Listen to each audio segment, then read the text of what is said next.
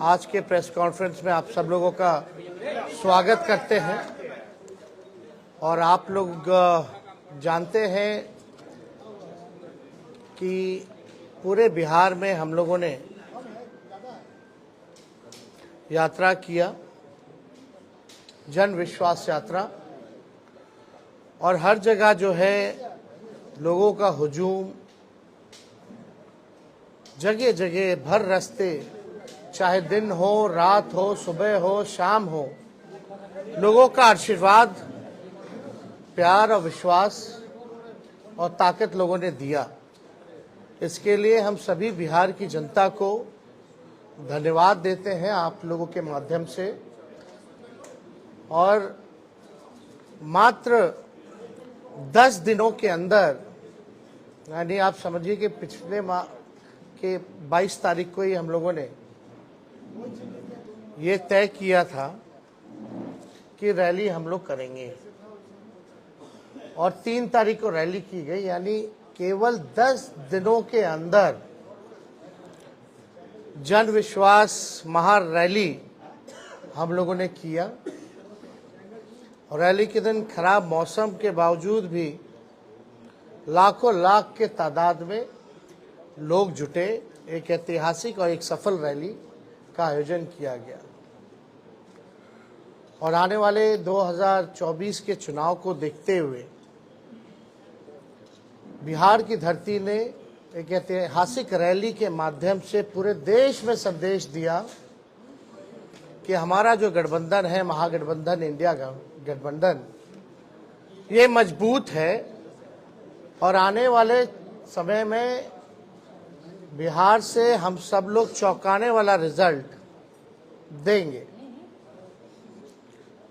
लोगों का जिस हिसाब से उत्साह था, एक एनर्जी थी, एक वाइब्रेंट रैली आप कह सकते हैं था। बारिश हो रहा था लेकिन सुबह से लोग डटे हुए थे। शाम में 4 बजे रैली खत्म हुई, कोई जो है मैदान से हिला नहीं। जितना मैदान में लोग थे उससे ज्यादा सड़क पे लोग थे। तो एक ऐतिहासिक रैली हुआ। उन तमाम जनता को हम धन्यवाद देते हैं, सभी महागठबंधन के पार्टियों को, उनके नेताओं को, कार्यकर्ताओं को भी हम धन्यवाद देना चाहते हैं इस सफलता के लिए।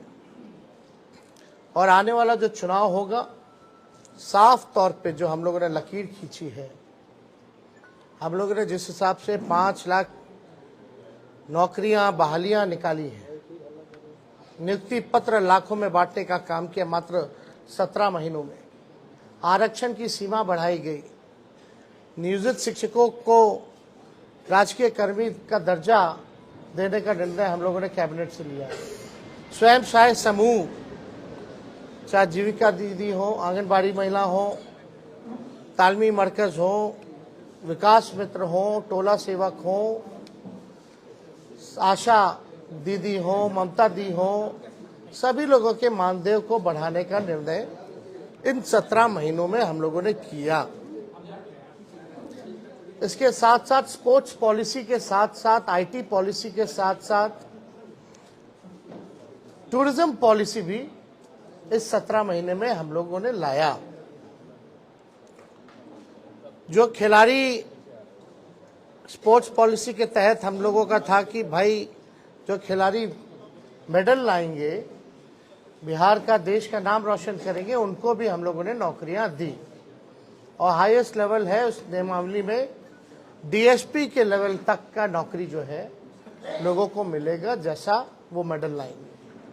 तो खेल के साथ साथ जो पढ़ने वाले लोग हैं, हम लोगों ने नौकरियां देने का काम किया। हम लोगों ने 17 महीने में लोगों के हाथ में कलम दिया। और वहीं बीजेपी के लोग केवल नफरत बांटने का काम कर रहे हैं, तलवार बांटने का काम कर रहे हैं। अभी भी बड़ा सवाल उठता है कि भाई कैबिनेट का विस्तार क्यों नहीं हो रहा, आखिर क्या वजह है। इतने महीने 1.5 महीना होने जा रहा है और अब तक जो है विस्तार नहीं हुआ, ना ही कोई होने की कोई सूचना किसी को है। तो आखिर मामला क्या है? खैर ये सरकार में बैठे लोग जवाब देंगे, इस पे ज़्यादा हमको टिप्पणी नहीं करना है। लेकिन सवाल उठता है कि ये सरकार बनी है केवल हम लोगों को गाली देने के लिए। कोई भी एक निर्णय जो है ये सरकार ले नहीं पा रही।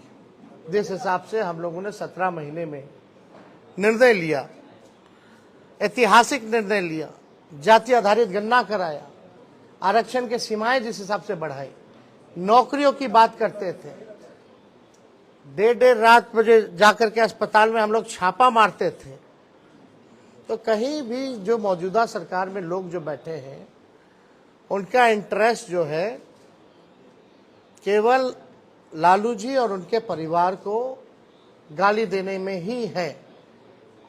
1-1.5 महीना से कोई काम नहीं हो रहा,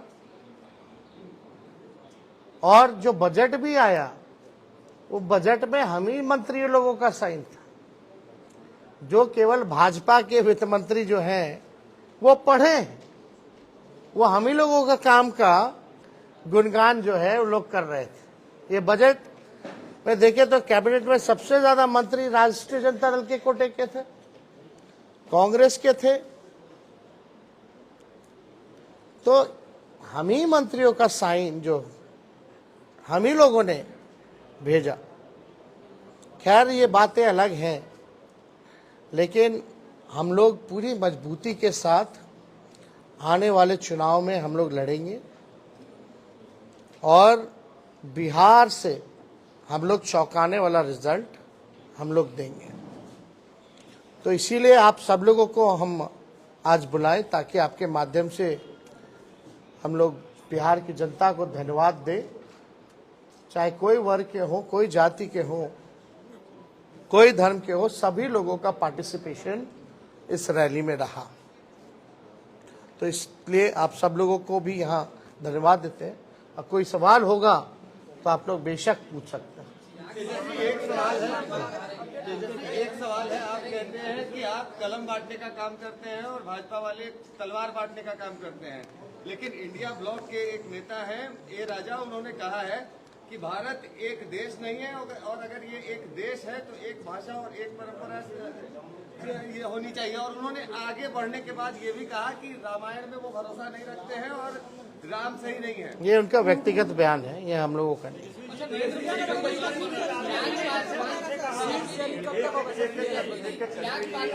हमारा सीट शेयरिंग एनडीए से पहले हो जाएगा, अंतिम चरण में चिंता नहीं है।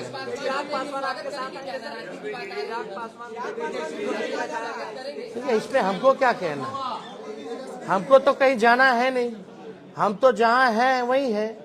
जिनको आना होगा वो ना बताएंगे, वो तब की बात है, तब की बात। ब्रिजभूषण शरण सिंह ने कहा है कि मैं एक मोदी का परिवार हूं।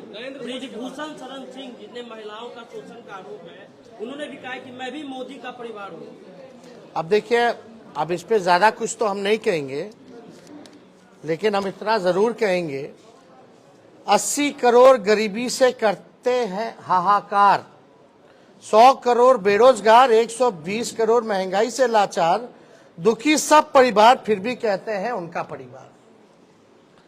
दोबारा हम पढ़ देते हैं, 80 करोड़ गरीबी से करते हाहाकार, 100 करोड़ बेरोजगार, 120 करोड़ महंगाई से लाचार, दुखी सब परिवार फिर भी कहते हैं उनका परिवार।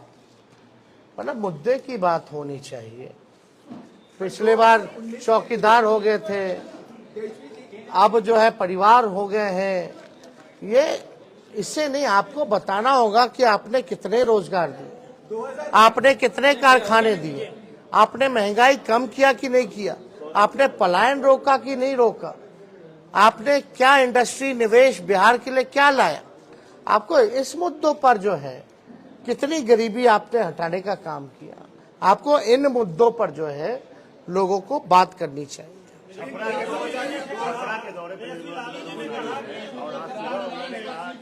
लालू जी ने जो बयान दिया था परिवार को लेकर के, मोदी पर जो सवाल खड़ा किया था, ये ओछा बयान है, इस तरह के बयानों को नहीं देने चाहिए। इसमें तो सारा बात आ ही गया है, इसमें क्या कहना। कुछ इससे कोई फर्क नहीं पड़ता हूँ क्या कहना। चुनाव तैयारी के मंच पे रोहिणी आचार्य भी दिखी। क्या आने वाले लोकसभा चुनाव में वो भी उनको भी टिकट मिलेगा? सब बात एक वन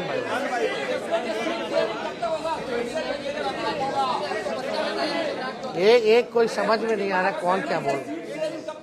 हम तो बोले भाई बातचीत चल रही है, एनडीए से पहले हम लोगों का हो जाएगा। लेकिन आप देखिएगा जो लिस्ट भाजपा का निकला, बिहार का तो किसी का नहीं निकला। तेजस्वी जी कल सुप्रीम कोर्ट कहाँ बीजेपी में बिहार में एक को टिकट बांटा, जरा नामों बताइएगा। सुप्रीम कोर्ट ने एक फैसला दिया है। उन्होंने एक बयान दिया जिसमें आपको क्या है, बच्चे हैं तेजस्वी यादव। अब इसमें क्या कहें, मेरी खुद की बेटी है, हम पिता भी तो हैं। अब इस पे क्या बोलना। 2019 में चौकीदार छोड़ने के बाद एक कैंपेन शुरू हुआ, मैं भी चौकीदार। अब लालू जी के भाषण के बाद परिवारवाद पे फिर से एक कैंपेन शुरू हो गया, मैं मोदी का परिवार। क्या लगता है कि फिर से 2019 रिपीट होने वाला? चलिए, अब आप लोग मानते तो हैं लालू जी के बात का असर पड़ता है, बट वो अब हर जगह तेलंगाना आप वो कहें, वो उनका कहना है, लेकिन क्या हालात है इस देश के, जो वो कह रहे हैं उनका परिवार, क्या किसान के लोग लाठी से पिटा रहे हैं, क्या वो उनका परिवार नहीं है? अपने परिवार के साथ कोई इस तरह का काम करता है क्या? पिटवाने का, मिलने का समय नहीं है किसानों से। क्यों नहीं मिल रहे भाई? क्या किसान खाली कहने के लिए परिवार है? कथनी अकड़नी में तो अंतर है। जनसभा में लाखों की भीड़ हुई, लेकिन भाजपा कह रही है भीड़ से कुछ नहीं होगा, वोट चाहिए चुनाव के लिए। वोट आप लोगों के पास सही है, ये बात मुझे काहेला हम लोग सबसे बड़ा पार्टी बन के आए, प्री पोल में सबसे बड़ा अलायंस बन करके आए। वो तो बेमानी नहीं होता, चंडीगढ़ जैसे तो सरकार बना लिए थे हम लोग तो 20 में।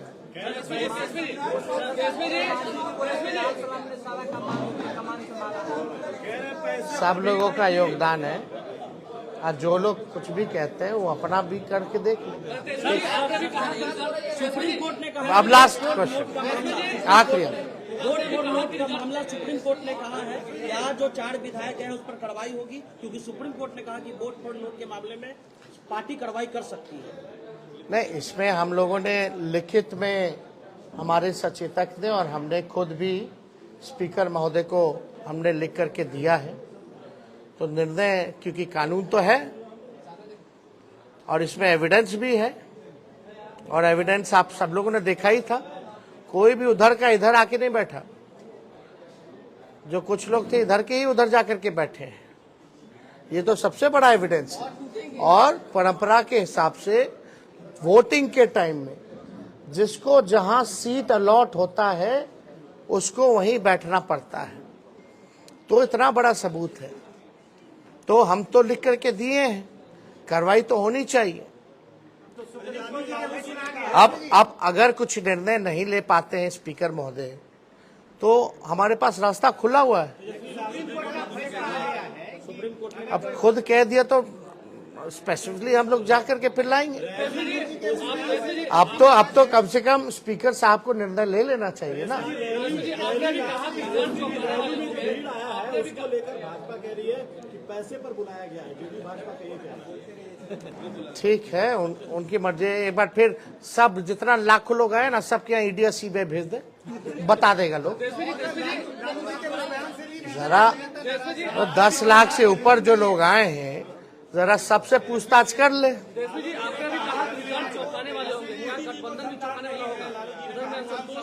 अभी आप हिंदू नहीं है, जब लालू जी ने ये कहा तो उस पर भी नाराज है बीजेपी के नेता।